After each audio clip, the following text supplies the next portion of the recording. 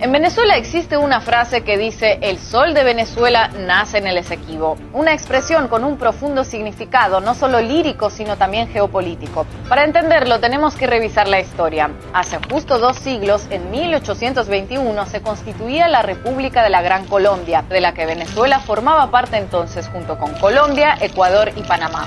Incluía además un territorio cuya existencia muchos fuera de Venezuela apenas han oído nombrar: la Guayana Esequiba.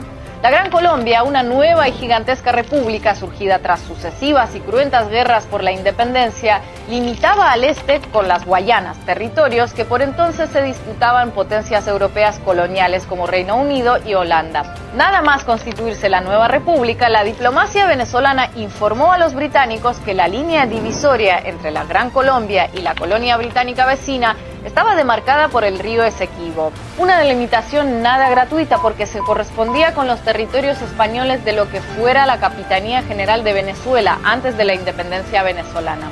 La diplomacia británica asumió y aceptó esa definición fronteriza sin oponerse, pero ya saben que del dicho al hecho hay un buen trecho. En este caso, un trecho de varios cientos de kilómetros para ser más precisos. Ellos mismos habían fijado más y más hacia el oeste, hasta anexionar de facto 80.000 kilómetros cuadrados a la Guayana británica, a costa del territorio venezolano. Esta expansión británica fue tan escandalosa que hasta Estados Unidos sintió que violaba su principio de América para los americanos. Así, en 1895, el presidente estadounidense Stephen Gruber Cleveland instó a Venezuela y a Gran Bretaña a dirimir el conflicto mediante un arbitraje internacional. El laudo arbitral de París de 1899 contó con 2 jueces estadounidenses, 1 ruso, 2 británicos y, esperen que cuente bien, un total de 0 jueces venezolanos. 0, como lo oyen, 2 jueces británicos y ninguno venezolano en un contencioso entre Reino Unido y Venezuela. Todo un no lo sé Rick en versión jurídica.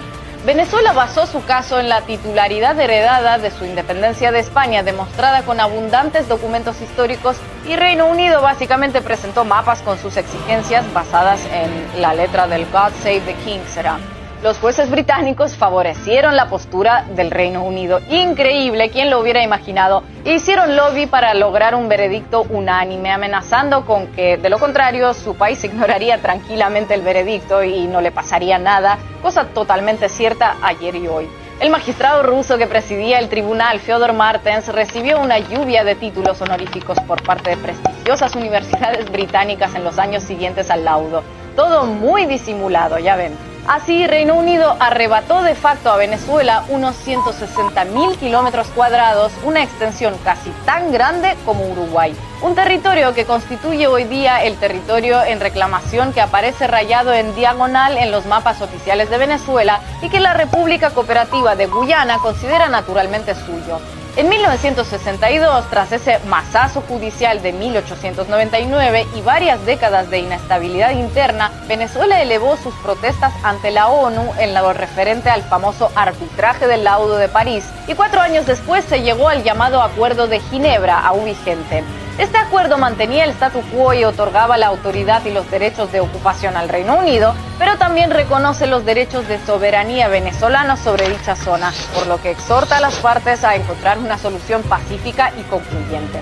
Más que un acuerdo en sí mismo, se considera como un acuerdo para llegar a un acuerdo. Desde ese año de 1966, ya con Guyana como república independiente, las buenas relaciones entre Caracas y Georgetown dejaron el conflicto en un punto latente, sin avanzar ni retroceder en la búsqueda de ese primer paso para alcanzar un entendimiento.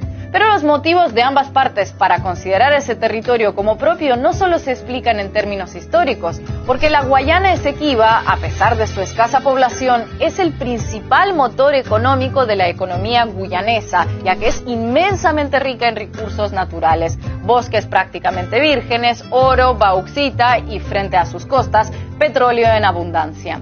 Precisamente el descubrimiento y explotación de hidrocarburos durante la última década reabrió las tensiones entre Guyana y Venezuela. La petrolera estadounidense Exxon, a pesar de las enérgicas protestas de Caracas al respecto, ya opera en el llamado Campo Lisa, uno de los más prometedores del continente, que podría contener unos 1.400 millones de barriles de crudo. En 2018, ante las tensiones reavivadas, el secretario general de la ONU puso el asunto en manos de la Corte Internacional Internacional de Justicia. Decisión que Guyana tomó con gran satisfacción, pero que Venezuela rechaza tajantemente porque la interpreta como un intento de enterrar el Acuerdo de Ginebra y reavivar el laudo de París.